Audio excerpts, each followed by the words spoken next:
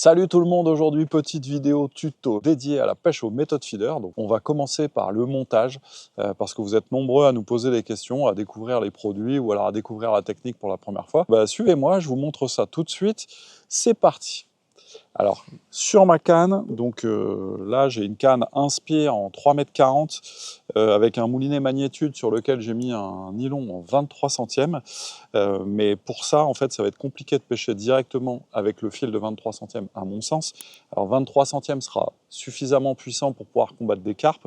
Ça sera suffisamment puissant pour pouvoir jeter des méthodes jusqu'à 60 grammes, 75 grammes sans problème. En revanche, sur la bataille au près avec les poissons, ça sera peut-être un peu fin et on risque de casser. Donc dans un premier temps, on va réaliser ce qu'on appelle une tête de ligne, c'est-à-dire que je vais ajouter à ce fil de 23 centièmes une section de nylon en 33, donc beaucoup plus épaisse, beaucoup plus rigide, beaucoup plus solide, pour que lors des combats avec les poissons, lorsque la carpe va se frotter en fait sur le nylon, on limite vraiment les casses. Et puis c'est même plus que limite parce que très honnêtement, j'ai jamais cassé en fait de tête de ligne en 33 centièmes sur un combat avec un poisson. Donc ça, en fait, ça c'est vraiment important de le faire. Donc déjà, première étape, on va faire le nœud pour raccorder le nylon avec la tête de ligne. Donc là, alors je vais mettre un peu de orange en dessous, comme ça on verra peut-être un peu mieux le nylon. Voilà. Donc là, vous allez voir, c'est ultra simple. Donc là, on a les deux nylons. Donc le nylon du moulinet, le nylon de la tête de ligne. Donc c'est parti. Donc dans un premier temps, en fait, donc je vais mettre de manière parallèle les deux morceaux de fil, comme ceci. Donc là, c'est le fil du moulinet. Donc je viens ici, faire une boucle, tout simplement. Et donc, le morceau de nylon, on va le faire passer une fois, deux fois, trois fois, quatre fois. Voilà, ça fait comme un nœud. Donc là, je vais tirer légèrement. Voilà, pas plus pour le moment. Et ici, donc je vais récupérer en fait le nylon donc en 33 centièmes. Donc je fais la même opération, je le pince sur le fil, je forme une boucle, et donc également, donc je passe le nylon une fois, deux fois, trois fois, quatre fois, comme de l'autre côté.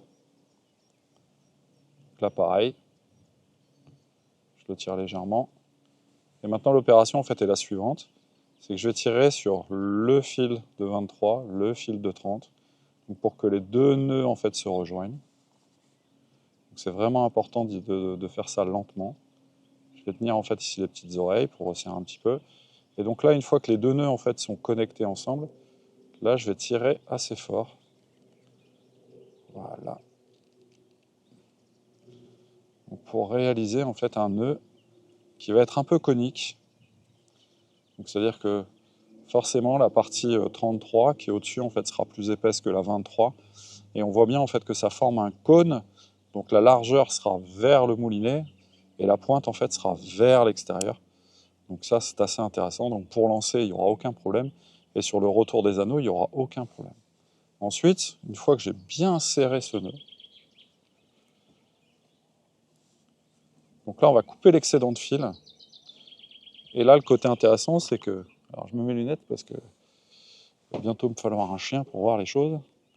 Donc là le côté vraiment intéressant de ce nœud, c'est que là vous pouvez vraiment, faut couper à ras, voilà, pour qu'il n'y ait absolument rien qui dépasse.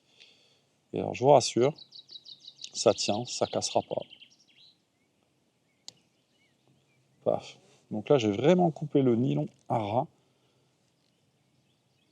Donc là en fait on a un nœud qui est conique, qui sera très solide, qui sera très durable et qui permettra en fait d'avoir une connexion nylon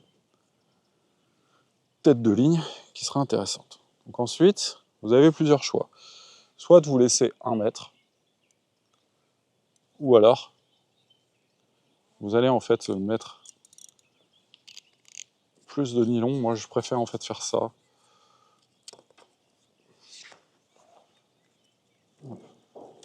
Donc là, j'embobine et je fais rentrer le nœud.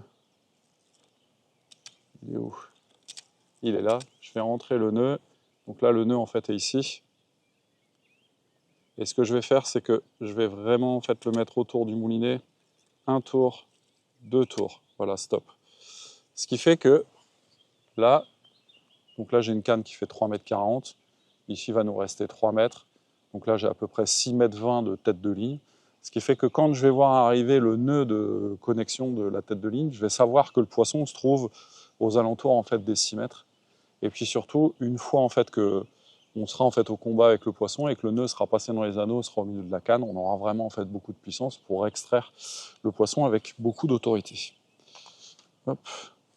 Donc là maintenant, on va passer au montage. Vous allez voir, rien de plus simple.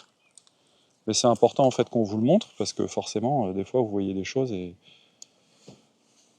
Donc là, dans la famille Preston, donc sur les méthodes feeder, on a une famille qui s'appelle ICS. Donc c'est un système qui a été inventé par Preston, donc ça permet de pouvoir changer de forme de méthode, de poids de méthode, sans avoir à casser la ligne et la changer.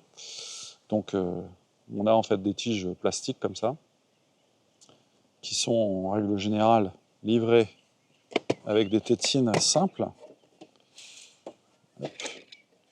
Donc là en fait on a une tétine qui vient en fait faire le capuchon sur la tige ICS. Et moi aujourd'hui en fait ce que je vais choisir c'est un capuchon type Elletz. Donc c'est un peu comme les fléchettes. Donc c'est-à-dire que le côté avantageux de ces ailettes, c'est que ça va être vraiment aérodynamique. Donc pour lancer, on va avoir une trajectoire qui sera vraiment droite, parce que ça va vraiment s'appuyer sur le vent. Donc en termes de trajectoire, une fois que la trajectoire est choisie, il peut y avoir en fait un vent de travers, ça va vraiment rester stable. Alors ça ne vous permettra pas de gagner de la distance, mais ça va vous permettre en fait de gagner en précision, parce que ça va stabiliser comme une fléchette en vol, je dirais le vol en fait de votre méthode et du fret. Alors ça peut très bien fonctionner avec une tétine classique, donc ça il n'y a pas de souci. C'est-à-dire que, mais pour moi, en fait, avec la tétine classique, le méthode va avoir tendance à godiller un peu, alors que là, avec ça, on va vraiment en fait être sur une trajectoire ultra rectiligne, ultra propre.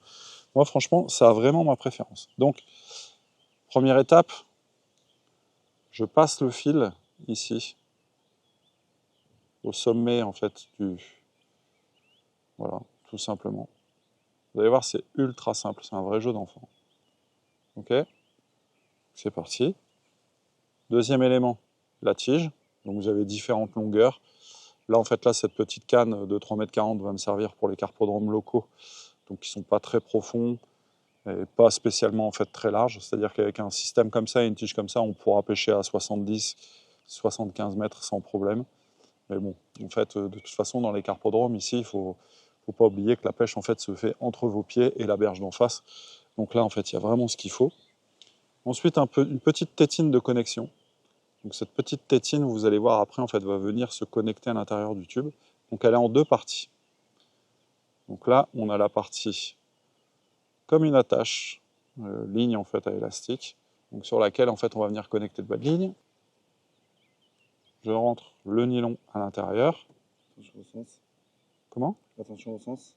Attention au sens, ouais. C'est la partie conique est vers l'extérieur et cette petite partie cylindrique est vers l'intérieur. C'est ce qui va venir en fait se connecter au tube. Mais vous allez voir, une fois que toutes les pièces seront assemblées, c'est pas mal. Et ensuite, donc là c'est la dernière étape. Donc là vous avez un trou ici à l'intérieur. Je ne sais pas si on va bien le voir.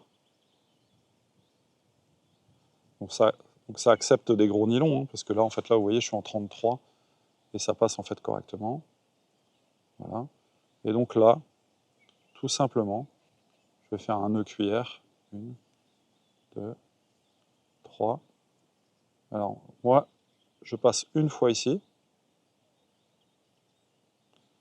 Mais pour éviter que ça glisse, je vais repasser ici à l'intérieur. Donc à l'opposé. Là, je tiens tout fermement. Donc là, on a le nœud. Je tire dessus. Là, maintenant, je vais faire glisser l'ensemble jusqu'au support. Je vais tirer fort. Hop, hop. Et voilà, là, je suis sûr que mon nœud ne glisse pas. Par sécurité, quand je vais couper l'excédent de fil, je vais laisser environ 1 mm. Voilà. Et donc là, la connexion est faite. Maintenant, on va voir à quoi ça ressemble. Alors voilà le montage, donc les 4 étapes. Donc l'ailette ou le capuchon, la tige ICS, la première partie du connecteur de bas de ligne et la deuxième partie en fait du connecteur de bas de ligne, donc 4 pièces. Et donc comment ça va se passer maintenant? C'est très simple. Donc là, on va avoir cette partie où on va mettre notre bas de ligne donc dans cette boucle qui sera protégée par ce capuchon. Crac. Cette petite tétine va venir en fait s'insérer dans le tube. Donc ça sera légèrement en force, mais vraiment légèrement. On va venir en fait connecter les LED ici, et bien entendu le méthode au milieu. Donc ce qui va se passer, c'est que quand il va y avoir une touche, on va avoir la carpe qui va tirer sur cette partie-là. Donc pas besoin de rajouter un stop float au-dessus, toutes ces choses-là, ça sert strictement à rien. En plus, l'avantage ici du montage libre, c'est que si vous cassez, parce que ça peut arriver, on sait que la carpe se baladera qu'avec cette partie-là et l'hameçon, et comme on utilise des hameçons sans ardillon, on perdra en fait l'ensemble complètement. Alors que si on avait un stop float, elle va se promener avec un méthode peut-être toute la journée, et ça, c'est pas terrible. Donc maintenant, le montage est réalisé, et donc on va passer à la partie, je mets un méthode feeder sur la tige ICS.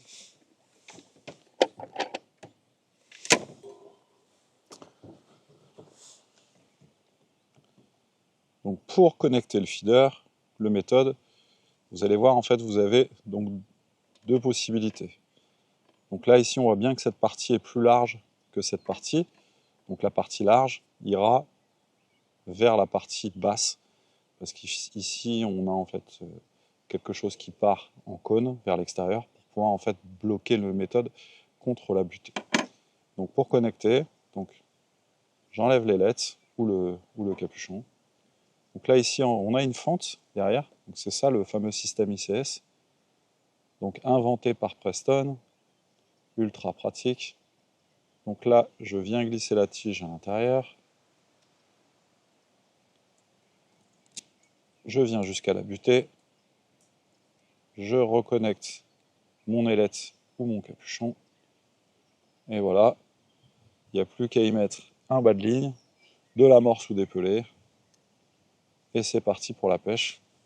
Donc voilà, donc tout le système ICS est compatible là-dessus. Donc les Banjo XR, les méthodes distance ou alors les méthodes feeder classiques. Et donc toutes les tailles, donc du small au double XL. Donc vous pouvez en fait vraiment avec une seule tige utiliser l'ensemble des tailles, des poids, des formes. Donc changer le mode de distribution ou alors le mode de lancer. Parce que les banjos et les distances seront beaucoup plus aérodynamiques, donc lorsque vous allez avoir des journées avec énormément de vent, ou alors si vous pêchez dans des endroits très profonds, vous allez avoir des choses en fait qui permettront d'atteindre votre objectif, c'est-à-dire pêcher précisément pour attraper plus de carpes. Alors ma ligne pour pêcher aux méthodes aujourd'hui est réalisée, donc la semaine prochaine je vous emmène pêcher aux méthodes, donc surtout pour ceux qui ne le sont pas encore, abonnez-vous, likez, partagez, et vous pouvez voir toutes nos vidéos sur nos réseaux, Facebook, YouTube, Instagram et TikTok.